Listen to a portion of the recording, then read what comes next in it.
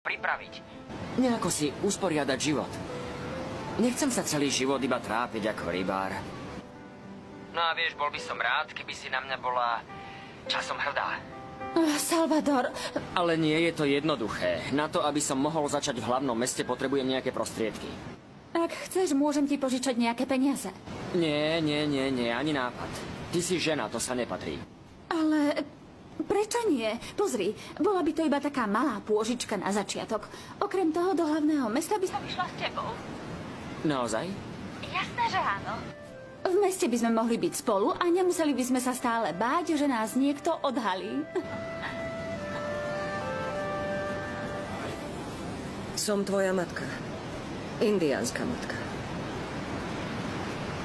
No a vidíš, ako sme sa nakoniec stretli čistou náhodou.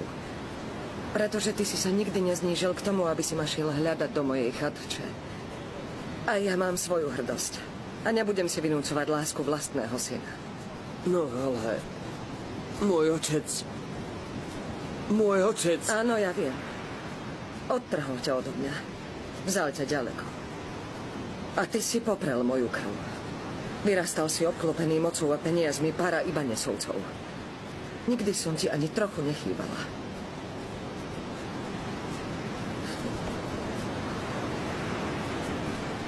Nie, nechcem ti to vyčítať. Čo pozeráš? Bojíš sa, že by ťa to mohol niekto vidieť? Veľa ľudí pozná môj osud.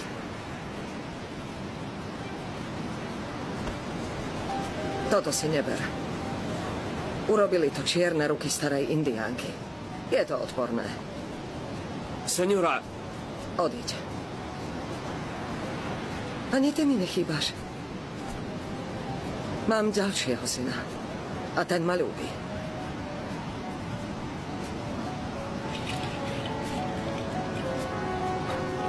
Radím ti, aby si zabudla na svojich hostí a prišla okamžite sem. Ak chceš naozaj náš vzťah utajiť. Pretože ak ma necháš čakať ešte dlhšie, vykričím tvojmu otcovi celú pravdu. Prečo ma stále ponižuješ? Tebe to vôbec nedošlo, že ťa ľúbim, Oriana. To je lož. Medzi nami nie je láska, ale iba vášeň a túžba. Ako by som sa do teba mohla naozaj zamilovať? Si len obyčajný tupý vojak. Ostatným mužom, ktorí v tomto dome na mňa čakajú, nesiahaš ani po pety. Sú kultivovaní a vedia, ako sa majú správať k žene. Muži, ktorí ju rešpektujú.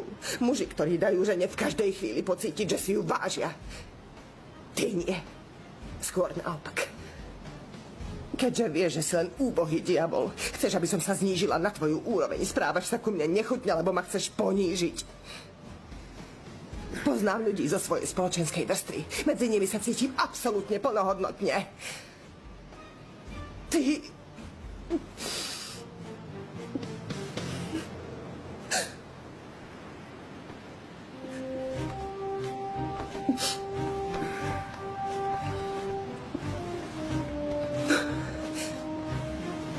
Nerob to, Oriana.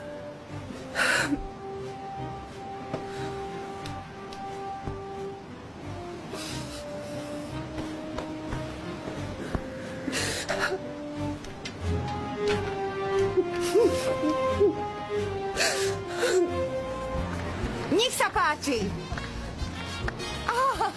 Ale nemám drobné. Takitos.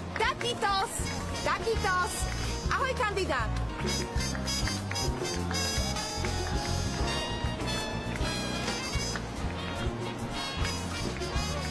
Ľudia, poďte sem!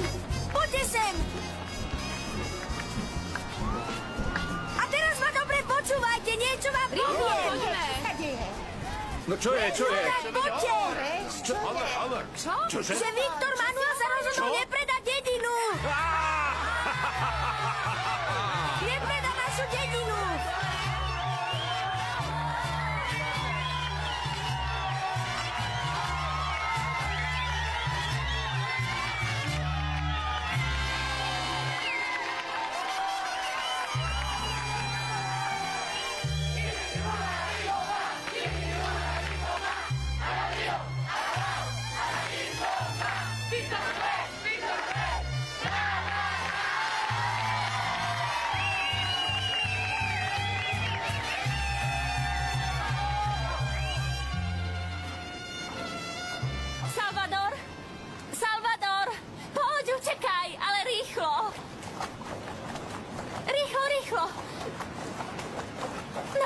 Konečne. Elenita. Skús hádať. Čo sa stalo? Zohnala som peniaze.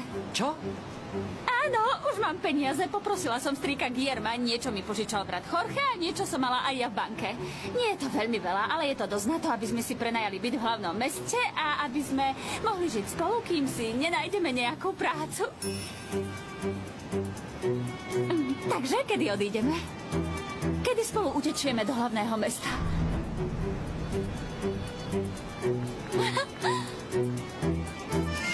Dorita, na cenách sme sa predsa dohodli. Všetko platí, nie? Taquitos urobené s láskou. To je najlepší dôvod, aby ste si dali moje tacos. Čo? Ja od vás kúpim všetko, čo ste urobili, Aurorita. Týmito ručičkami. Prestaňte. Tam stojí môj manžel, nevidíte? To chcete riskovať, že si vás vezme do parády? Prestaňte.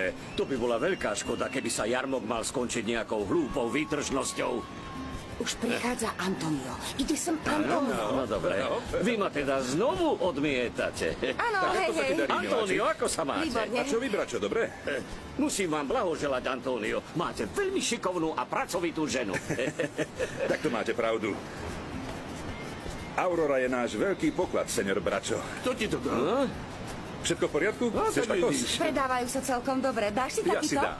Aké máte takýto z doňa Aurora? Mám všelijaké, Zlatko. Mám fazuľové, aj so syrom. Mám tu besové Počuj, a... Tiliko, bude ťa bolieť brucho, keď sa budeš napchávať. Počuj, a kde je Viktor Manuel, Tiliko? Chceme mu poďakovať. Je tu nedaleko, je tam za strelitou.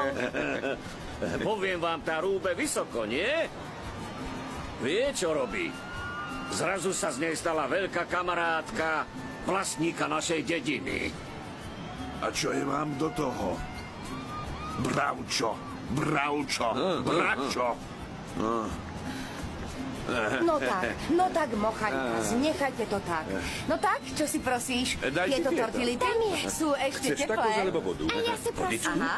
A s čím ich chceš, Zlatko? Ešte neviem. Pre teba sú zdarma za tú skvelú správu, čo si nám priniesol. Milá, prišli sme sa sem najesť. Ale prosím vás, mochaj nás. Čo si dáte, mocharaz? Salvador, pýtam sa ťa, kedy chceme odísť. Odísť? Áno, povedala som ti, že idem s tebou. Ty by si to urobila? No isté. Ja s tebou pôjdem aj na kraj sveta. U nás nikto o ničom nevie. Pochop, že ťa asi veľmi ľúbim, keď toto robím, nie?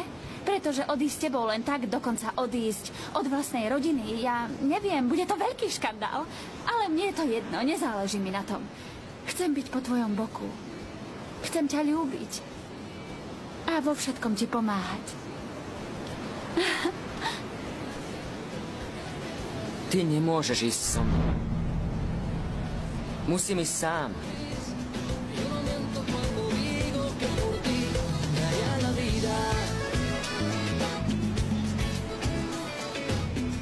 Bosk za 20 pesos. Ja chcem Na to bosk, sa už chcem nemôžem pusu. pozerať. No tak Ty mládenci, sa tam ani poďte bližšie, nepozeraj. poďte sem. No čo, Nebuďte Vali by si chcel otvorení, čo je to pusu? s vami? Tak Veď sa je to tam veľká postav. zábava. Postav sa tam, aby si vedel, aké to je. Peniaze a ten zážitok stojí za to. Skúsiť treba všetko. To, čo robíte, je veľmi nemorálne. Kto to je nemorálnosť? Veď to nie sú drahé bosky. Bosk za 20 pesos, iba 20 pesos, páni. Počúvaj, Maura, ja dám 20 pesos.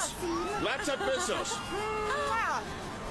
Len sa pozri, tu sa ľudia veľmi dobre bavia. Vôbec sa nebavia, to nie je zábava, to je len taká hlúpa nehanebná. Prosím ťa, Estrelita, nedaj sa na to, si veľmi A ty, čistá. Viktor Emanuel, nechcel by si kúpiť bosk nejakej dievčiny? Alebo môj? Nechcem si nič kupovať, Maura, ale zaplatím ti. No hej, ale ja som chcela bosk. Čo je to s tebou? Tu máš. Ďakujem za príspevok.